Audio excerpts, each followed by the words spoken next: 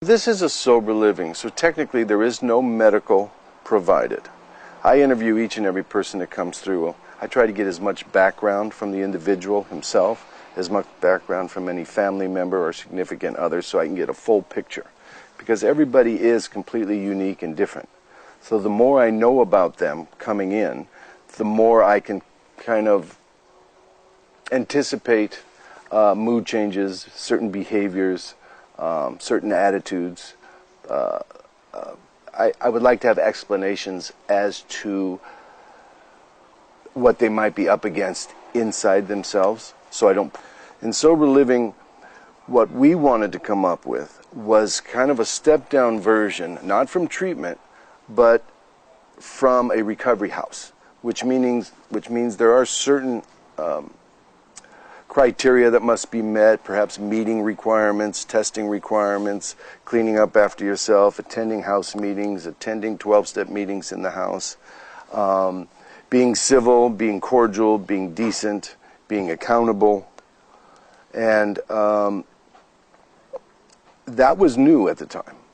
We provide the environment of understanding first, of compassionate, of encouragement. You know, we can see some pitfalls perhaps that the individual does not know they are about to step in. Or they may be thinking they're doing all they can when really they're doing the same thing they've done before, only they don't have the inebriated behavior that went with it. Through the years, we learned a lot about how to meet the individual where they are, because we know how serious this disease is. We've lost too many people to death. Regular people, good people, young people, old people, either by their own hand or perhaps there was an unfortunate accident that because an individual was inebriated, they harmed somebody else. There's the chance that they may die out there. Most of the deaths that we have incurred here, and they are numerous, none on the property, but we hear.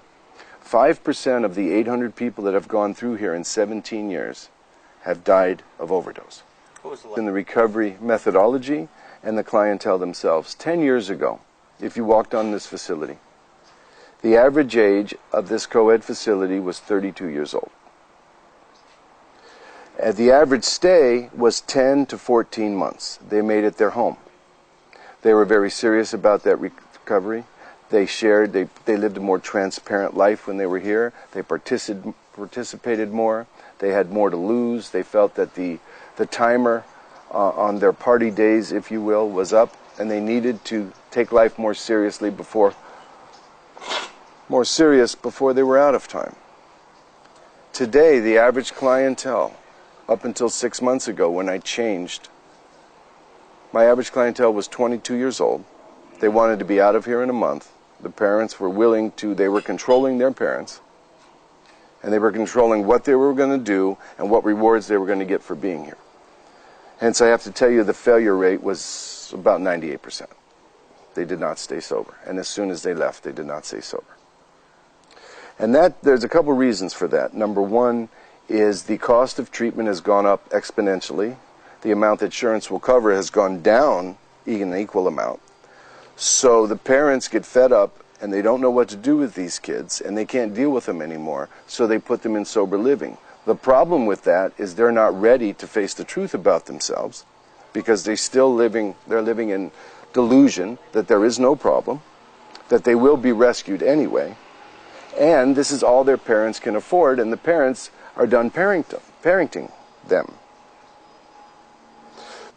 So what we have done is we decided to go male only, 25 years and up, and build a real community of camaraderie, brotherhood, like-minded individuals that can support each other, because gender-specific does have its advantages.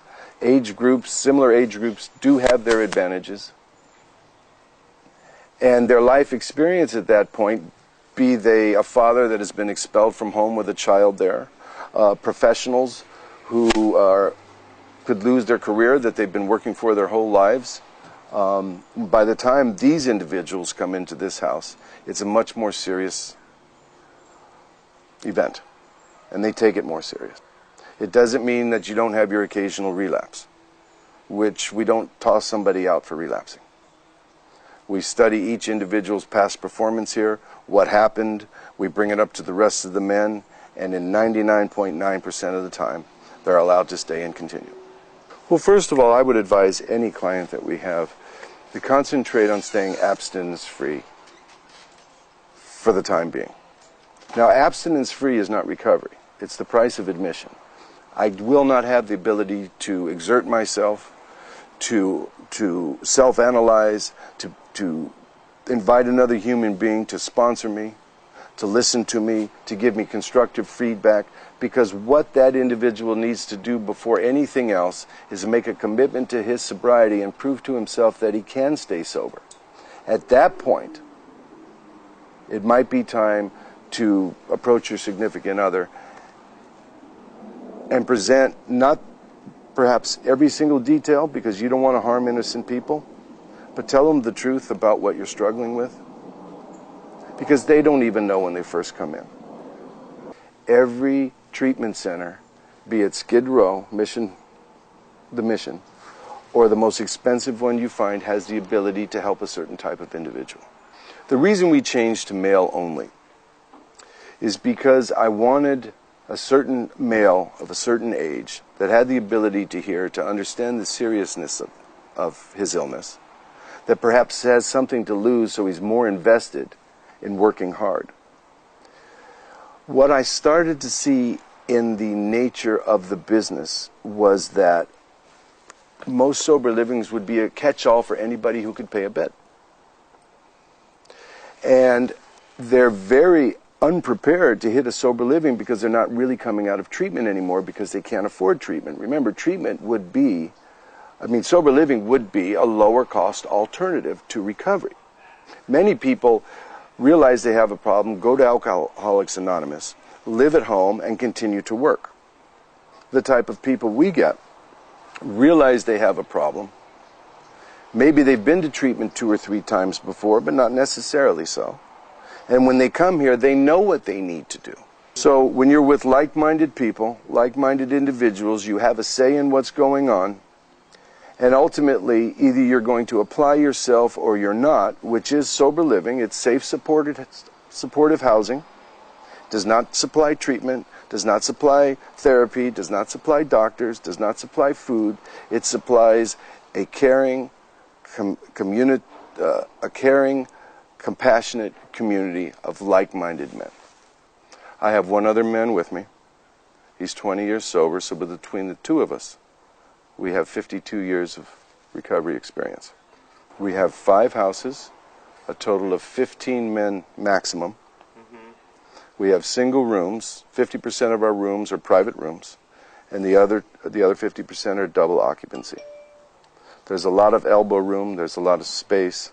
The thing about working with human beings and emotion and the spirituality and mind and problems and issues that all human beings have is when you share yourself with another human being week after week, month after month, in some cases year after year, you know them very well, they know you very well, you've cried together, you've laughed together, you've reprimanded them, you've picked them up, you've apologized, you've accepted apologies. You don't necessarily see the results in that year or two. Sometimes you do. It's a blessing when you do. And if I can't see results, I make sure that I'm trying to plant seeds.